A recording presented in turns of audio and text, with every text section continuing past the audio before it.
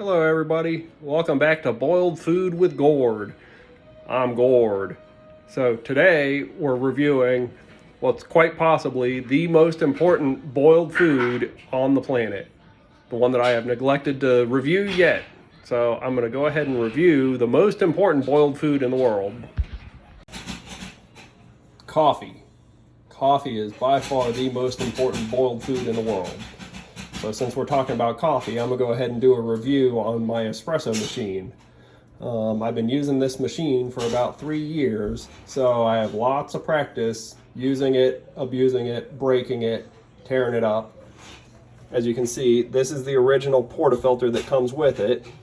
It had a plastic handle on there that would come off of this end right here, and it's the third time that I've broken it. So the plastic handle that comes with it is not a great handle, and want to have an extra one in stock just in case you break it. Otherwise, you get this one.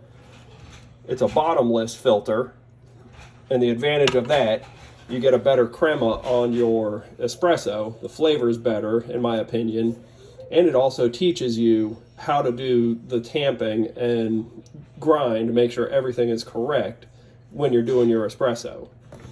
This one comes with a 3-shot portafilter. Currently I'm using the 2-shot portafilter that came stock with the Gaggia Classic. And it also comes with the pressure filter, double shot, the pressure filter, single shot. And what those are for is if you're using a standard grind coffee, like your Folgers or chock full of nuts, Maxwell House, whatever, and you're not grinding it to the proper grind for an espresso machine. Other things that I have gotten for this machine is the blank filter.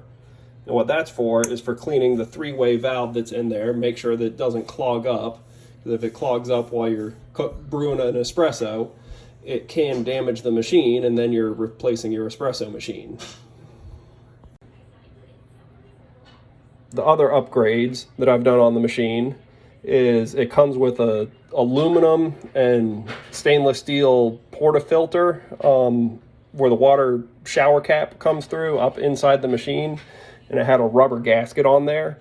That rubber gasket got completely hard as a rock in about a year of use, and I had to replace it because it was leaking water everywhere. So you can see up inside of there, it's a brass piece right there with a stainless steel screen. And you can kind of just barely see the blue silicone gasket in there. And what that's good for, it lasts a whole lot longer. I've had this one in there for 2 years, and it's still nice, soft, and supple. The other upgrade that I did is I replaced the wand. It comes with a Pernillo wand, has the steam orifice all the way up inside, up here, and then this piece down here is plastic. And that works fine for just warming up your milk, but to do actual steamed milk with the micro bubbles and everything, you need this wand. And this one's off of a Rancho Sylvia. So they have the pieces and instructions online that you can look up and figure out exactly what wand you want to use with the machine.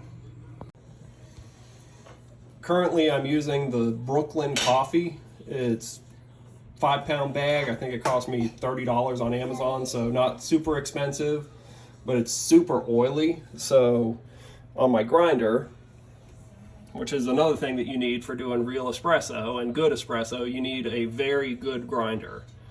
Like this grinder was maybe half what I paid for the espresso machine. I'll add prices and links to all these down in the description down below. But as you can see, the coffee grounds just go on the top here. They're super shiny and oily. And to get your grind and everything correctly, you just have to play with it. You see it has the burr setting. Right now it's at a 13. So whatever that means, 13 for the grind. Is grinding, making nice powder. And the reason you want a good grinder it grinds everything evenly and the same size. But this one had the little pegs in the back, if you can see, the little holes back there, so that you could put the portafilter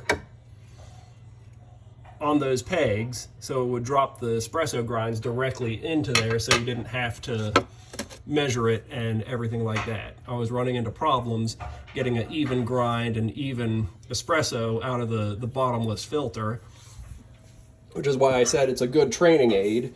It makes you get a perfect grind and perfect tamp. Otherwise, espresso sprays everywhere and it makes a terrible mess. But the way I'm doing it without the portafilter, I have to use a scale. What I found is for the double shot, I need 16 grams, 16 to 16 and a half grams of coffee grounds in there, distributed, tamped, pretty much as hard as I can push down on it, and that gives me a good shot of espresso. It comes with the little plastic tamper, which is useless. You might as well throw it away. So I ended up getting a distributor.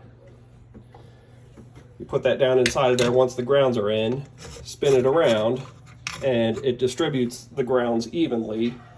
And then you flip it to the other side and it tamps it. And this one is just the right size for the basket, so you can tamp it in there correctly.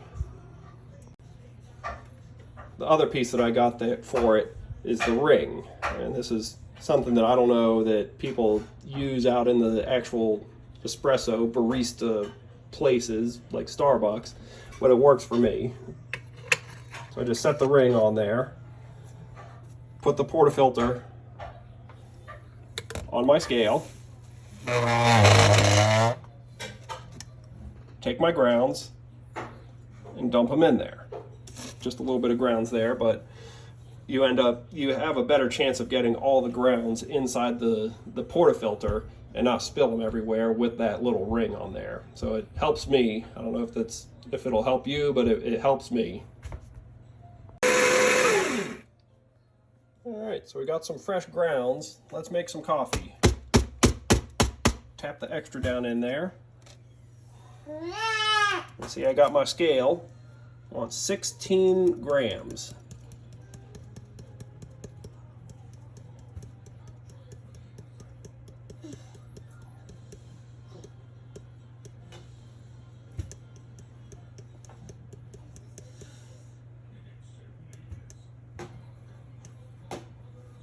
Mm. 16 grams. That's how much I use for mine. And then I tap it on the counter, tamp it, distribute it, and make it a nice even puck. Now that we have a nice even puck, we can attach it to the machine. Set it up in there. Go until it's snug. So now we've got our puck in there. Nice fresh ground espresso. Let's brew an espresso.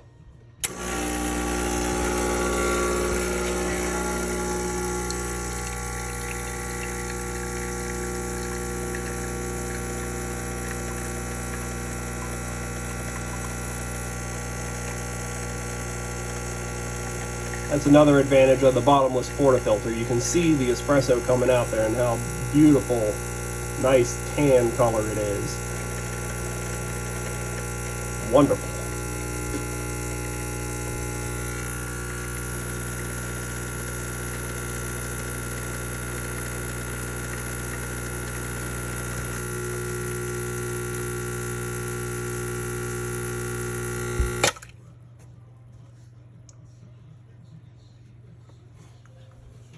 So all I did for the espresso, I turned the machine on, let it warm up for about 10 minutes. So if you read the instructions, it'll say when the light turns on, that means it's ready to brew coffee.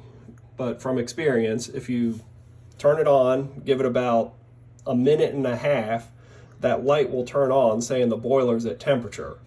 But if you turn on the espresso machine to brew your coffee, it comes out cold, and it doesn't work right, and it doesn't extract completely or correctly. So I always turn it on, let that light turn on and off about 4 or 5 times. I find it's about 10 minutes, and that heats everything up, gets it nice and even, so everything's at the right temperature. But there's the espresso we just drew out of there. Delicious. All right, now we brewed our espresso. Let's go ahead and give it a taste. Woo! That'll put hair on you. That's super strong, roasty toasty, wake you up good juice. That's what I'm talking about. So now that we've brewed, it's time to clean everything out.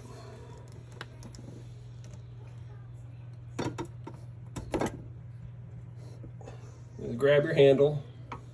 You got to hold the machine. That's why I had to go close. Turn it a quarter turn and release it. So that's the used up coffee. Another thing to get is a tamper, or the knock box. That's what it's called, knock box. So that way you can just dump your espresso grounds that you've used in there and throw them away, or use them in your garden. It's supposed to be really good for your garden for getting nitrogen and everything in the soil. But as you can see, it does make a bit of a mess. Sprays coffee, leaks out. So that's the disadvantage of the bottomless portafilter. I'm not doing it perfectly, so I get a mess. The other part of cleaning is to make sure once you're done is to turn on the valve, turn on your switch to, like you're brewing an espresso, to clean off the screen, the shower screen. Because as you see, it has some espresso stuck on it. And if you leave that old espresso in there and brew another cup, you could end up with extra bitter coffee. So all you do, turn it on, put your basket under there, rinse it out, turn it off. Now you're ready to brew another cup.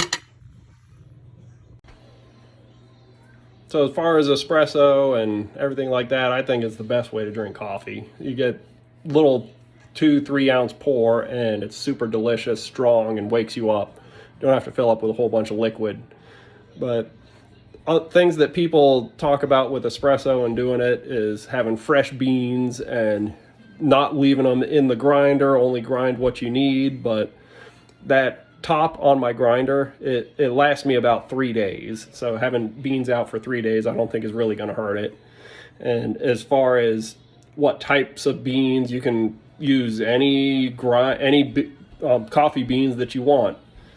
These ones are Brooklyn coffee because it's Brooklyn coffee. I wanted to give it a shot. Never had it before. The best one that I've had is Taza de Oro El Pantheon de Antigua, I think is what it's called. It's direct from Rome in the Pantheon, and is super delicious espresso. Nice, nutty, roasty, and delicious. The only problem is it costs $35 to ship 1 bag of coffee over here. So when you buy coffee, you buy a whole lot. Last time I bought coffee, I think I spent $200, got like 10 kilograms of coffee sent over here just to save on the shipping.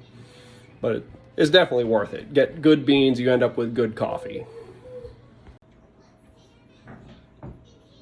So yeah, that's it. The most important boiled food in the world, coffee. And that's my review of the classic Gaggia and my Barratza Sette 30. A very good grinder, not the most expensive, but it's not the cheapest, and it grinds very evenly. And as far as running the beans through it, you got to figure out every single bean's going to run through the grinder differently. So whenever you switch coffee beans, there's a learning curve that you have to go through to figure out how to make it work. As far as reviews, the grinder, I give that a 10 out of 10. It works perfectly once you figure out how to use it. The coffee maker, since I had to replace a bunch of parts on it and the handle keeps breaking on the portafilter that came with it, I give it an 8 out of 10. I've had DeLonghi, I've had all kinds of other Cuisinart, Mr. Coffee espresso makers, and this one by far is the best. I forgot one other part that I had to replace on it, and that's the steam valve for steaming your milk and making your frothy milk and all that for your lattes. If you tighten the valve all the way, it's this valve right here on the side. When you open that valve, just close it until it stops. Don't go super tight, otherwise you damage the valve. I've replaced it once. I'm on the second valve, and after about 6 months, and sometimes I end up over tightening it, and now this one's leaking too. That's what ends up happening, is it'll leak water throughout the end. So you see you see it right now, the little drip of water coming out there. So if it'll just keep leaking there until I replace it again, and try to remind myself, don't over tighten it.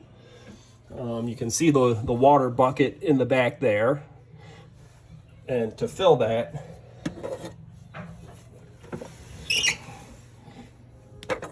just lift the lid here, dump your water down the hole. It holds 2 quarts if it's completely empty, and 2 quarts of water lasts me, I don't know, about 10 espressos by the time I brew it and clean the filter and the basket and the filter screen and everything. It gives me about 10 cups of espresso. But yeah, that's my review. Let me know down in the comments if you think I did a good job, terrible job. If you want to hear more about boiled food, so log in, subscribe, share it with your friends.